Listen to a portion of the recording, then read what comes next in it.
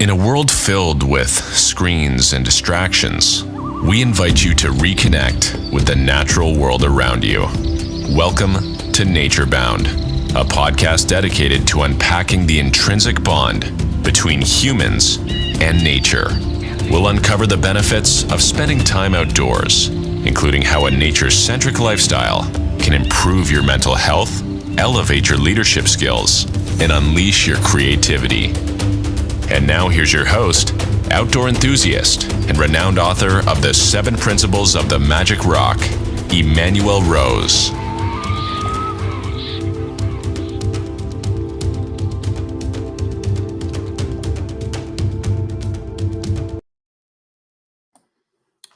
Welcome to Nature Bound, and today we're going to have a great conversation about how to get a plan and some activities for generating happiness in your life. And I think if you're like me, I've had periods where challenges of life brought me down to a spot where I wasn't sure what was next, what I needed to do, how I was going to do it, and whether it was even worth doing.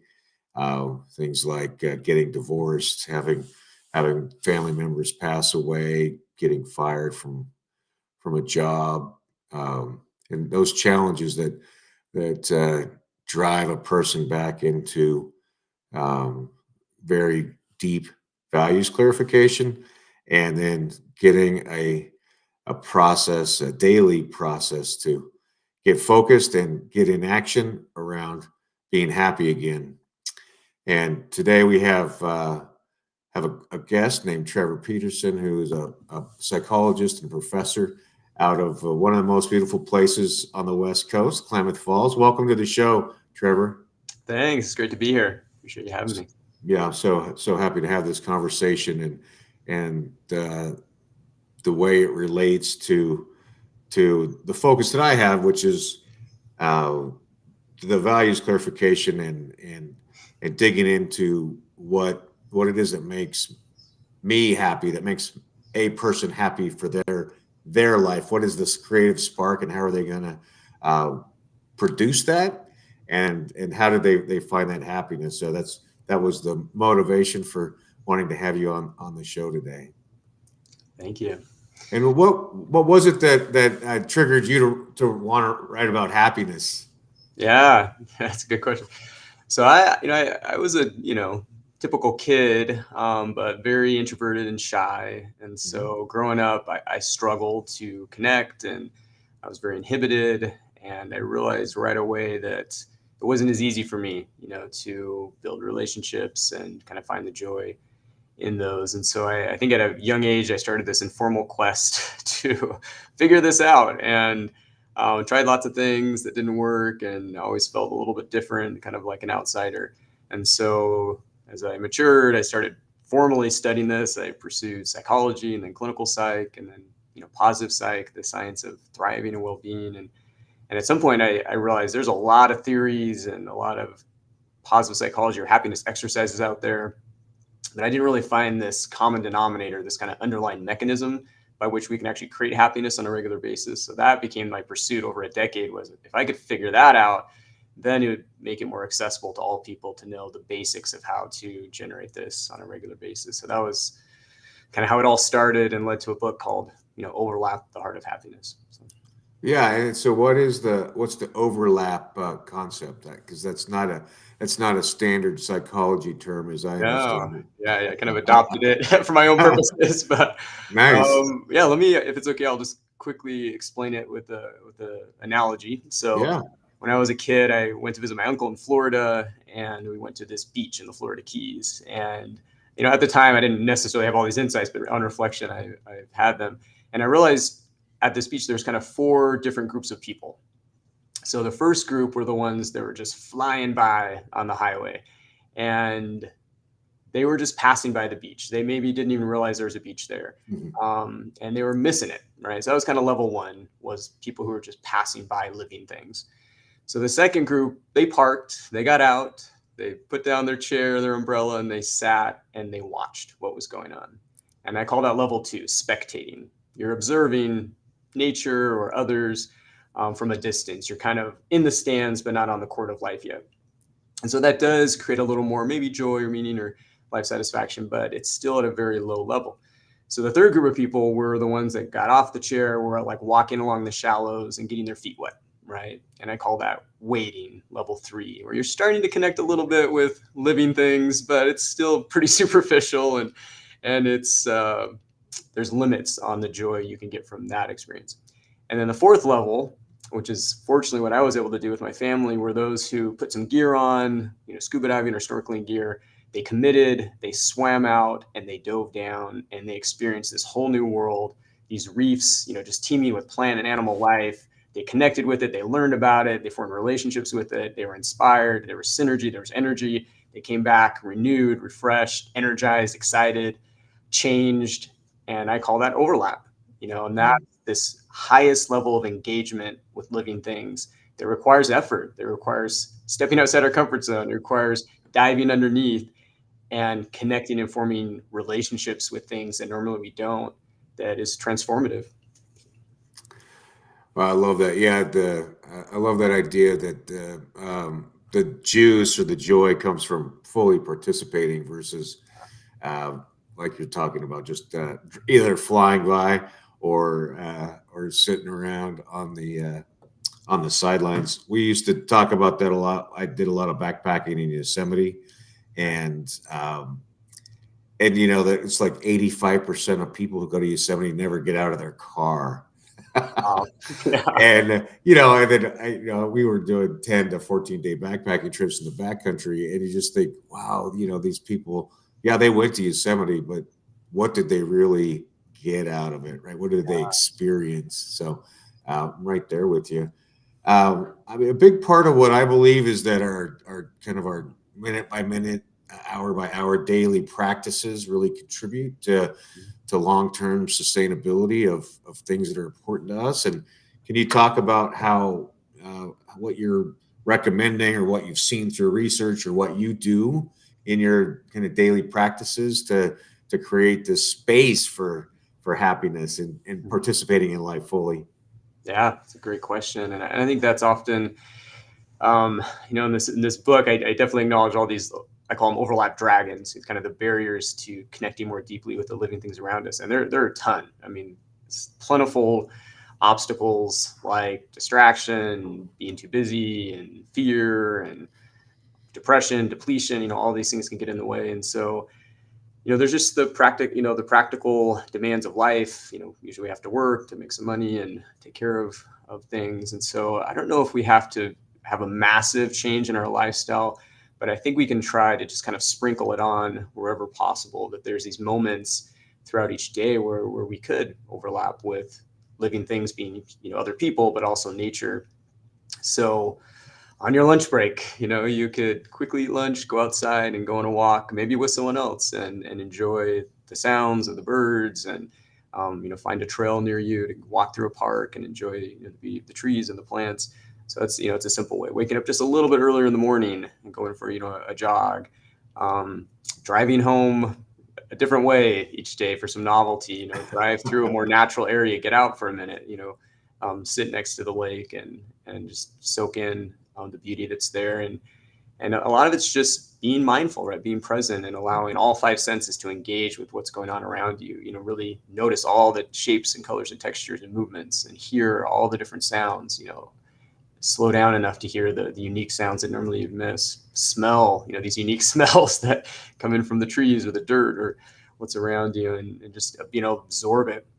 In Japan, they talk about like forest bathing, where you just try to slow down to really absorb all the stimulation, all the gifts kind of being offered to you in that moment by whatever nature scene you're in. So yeah, I think it's just, slowing down a little bit, but taking breaks in nature where possible. And the other thing is, so, in this book, I talk about these 4 laws of overlap. And one of them is that the more we value living things, the more life they take on, the more vitality, the more gifts they have to offer us. So I have this example of, I didn't think anything of birds early in my life. It was just a shadow in a tree. I could care less.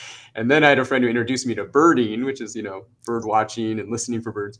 And he's like, okay, like you got to actually give these birds a chance because they're really cool. So he gave me some binoculars so I could actually see them and see what was up in that tree. And it was spectacular, right? I mean, just the beautiful colors and the textures and the amazing behaviors and the powers these birds have to fly across entire oceans without stopping, and just phenomenal memories in some cases.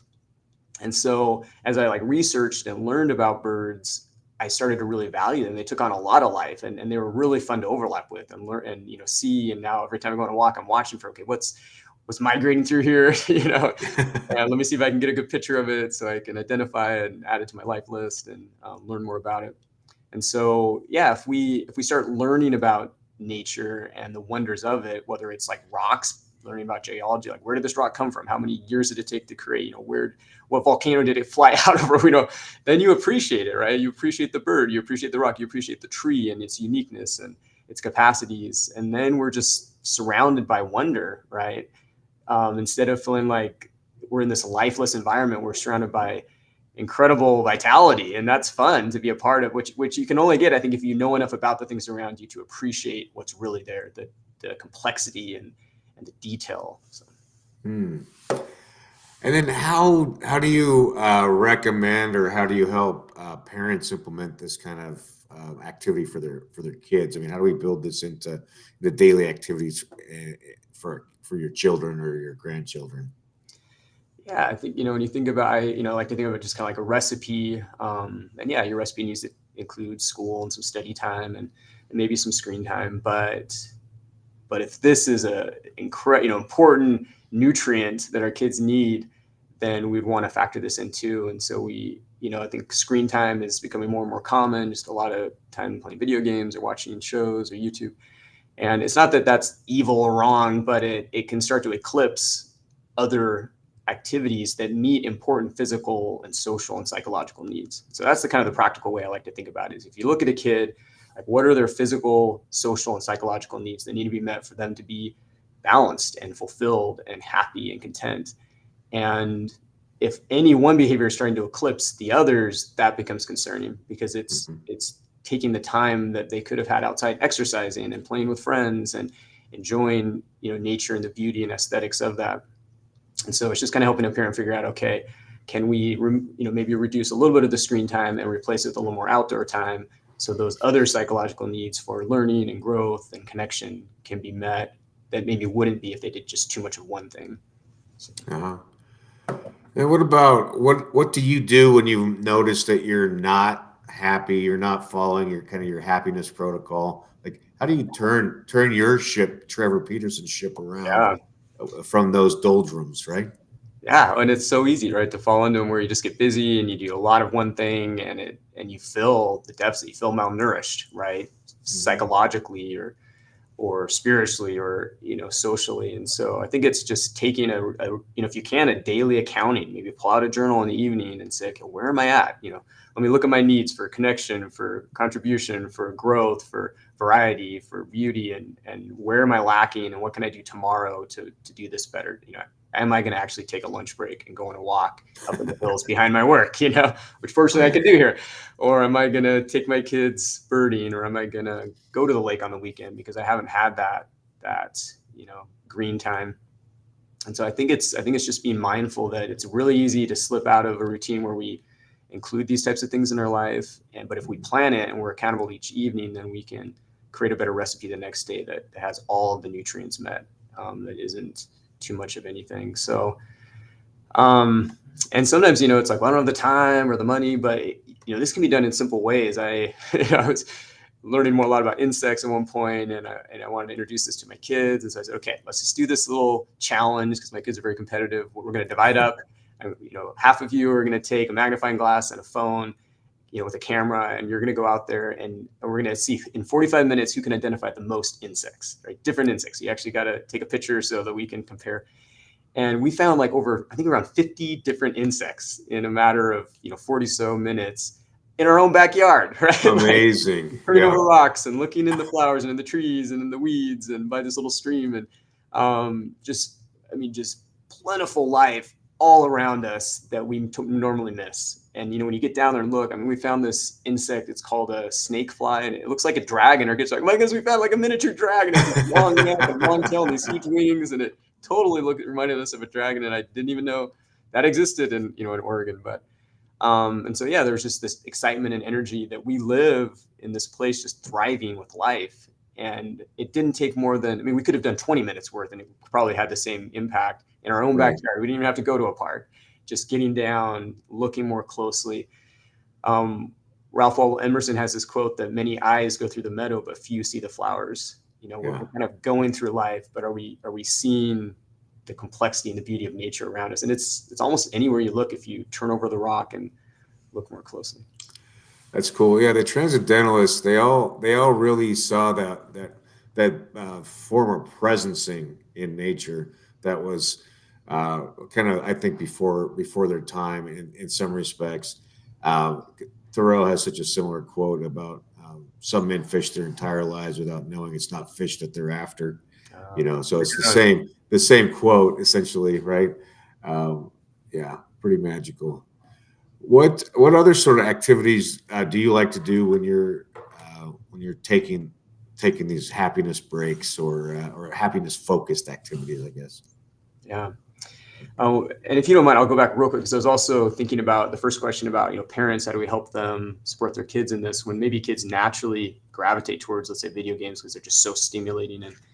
And I think another thing is just if they're aware of all the benefits of nature. And it sounds like in your show you've been talking about these a lot, but there are so many. I mean, did some research on this, and it reduces stress, it broadens perspective, it improves attention ability. So if they need to go back and do some homework, actually time in nature is kind of a brain break where they're not, this directed focus is relaxed because they can enjoy kind of the soft fascinations of nature. So when they go back to having to study math, they have that directed focus replenished. So there's that. Just inspiration can enhance actually social cohesion, reduce aggression, improve respiration, increase gratitude, better physical health. They're often more active, reduce mortality rates from cardiovascular disease, improve mood, enhance, quality of life, life satisfaction. I mean, you just go on and on. So if parents really are aware of that, they may be like, oh man, this is worth even a little bit of a battle with my kid to get him outside because in the end, it's going to be so good for him. But on that note, going back to the most recent question, I think it's just trying when I am in nature, so I do more fully appreciate it, trying to go from, spectating to waiting all the way to overlap. So if I'm outside, maybe I do climb that tree, so I can see what it's like to see my neighborhood from a different perspective. If I'm healthy enough and it's safe enough to do that. If I go to Crater Lake, kind of like you were saying with Yosemite, I don't just park at the rim and look. I drive around the rim. We climb to the top of Watchman Towers to see it from the bird's eye view. We climb all the way down and we go rock jumping into the water. So we're actually in the lake and experiencing what it's like to be in a lake that's that deep with 100 feet of clarity. We do the activities. We, like you said, I increase my proximity and I participate more in nature. And then I start to glean all the gifts it has to offer, which you can't get if you're just spectating. So, and when we do that, it's just so motivating that we want it more. Like we're like, I got to get back there soon because that was amazing. That was so refreshing. That was so invigorating. That was so energizing. I think if we're just spectating, we could watch a nature show and get a similar impact. And there's benefit of that too, actually. But really connecting, really touching nature, that's, I think, where we get more change and more energy and more motivation to keep doing it.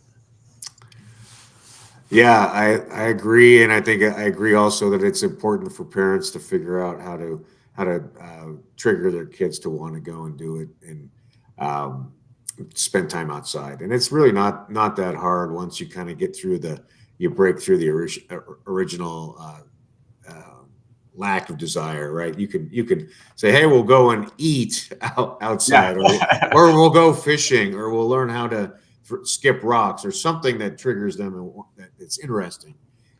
Doing something, right? Yeah. If there's at least part of that activity that they enjoy, then that will kind of get them along for the rest of the journey.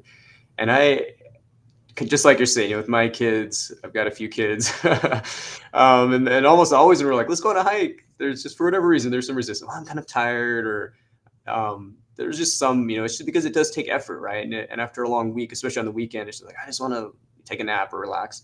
But inevitably, when we go out there and we go on the hike, they enjoy it, right? They're always after, they're like, oh man, that was so cool to see that bullfrog or to see that muskrat or or we do skip rocks. And like, man, I can't believe I skipped rocks. There's always things they glean that they're grateful and they enjoyed it. And so I think as a parent, I always have to keep that in mind too, of like, okay, it's a little bit of a battle. Anything that requires effort is a little bit of a battle, right. But in the end, I know they're going to enjoy it. And they even admit it at the end. Like, that was actually kind of fun. That was better than just, staying home and playing one more video game. Yeah, for sure. And it provides some depth in the fabric of the family too, right? You've got these shared experiences that you can call back on when you need to. Yeah. Well, how do people get a hold of you, get in touch with the book, engage with your content, Trevor? Yeah, so I've got websites, Dr. Trevor Petersen, sen.com, and some information there. The book is on Amazon. Again, it's just Overlap, The Heart of Happiness, an evidence-based recipe for joy, meaning, and life satisfaction. It can be found there. I'm happy. I guess my website has my contact information, so feel free to reach out with questions. I'm happy to chat with anyone about this topic. I'm really passionate about it and think it's so good and healthy for us, and it just enriches our life. Like you said, it creates memories. It's just something that is so life enhancing, that is so easy to miss now. I mean, there's so many conveniences that pull us away from nature, and not just nature, but connection with any living thing, humans as well. Gardening, that we just don't have to do these things anymore. The things that we evolved to love, and that are, that biophilia hypothesis that, if we evolved with nature, like nature is just ingrained within us, and without it, we feel deprived. And so I think it's really critical that we, like you're promoting, find ways to stay in touch with what brings us so much life.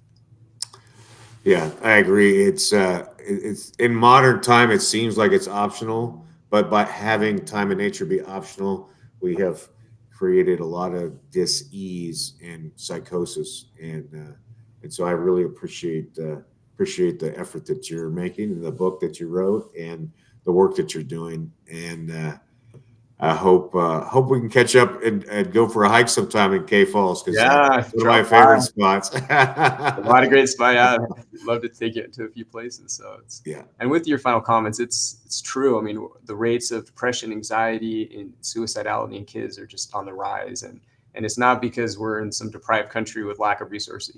It's because we're disconnected from what brings life, from people, from nature, from the things that really bring vitality. And so it is kind of it's a critical thing for our mental health, that we're more serious about connecting with these things. And even just not just stress, but just the perspective it brings back to life. Sometimes the problems we have once you're out in nature, they go back to their proportion, and then they're real, and we shouldn't deny them, but we can see them in proportion, that, okay, we do have this 20% of our life that's difficult and hard, but then there's this other 80% that's beautiful and wonderful. And when we're connected with that, it's easier to manage that 20%. It's beautiful. All right, Trevor, thank you very much for your time. Thank you, Emmanuel. Look forward to talking to you again soon. Sounds good. Appreciate it. Thanks.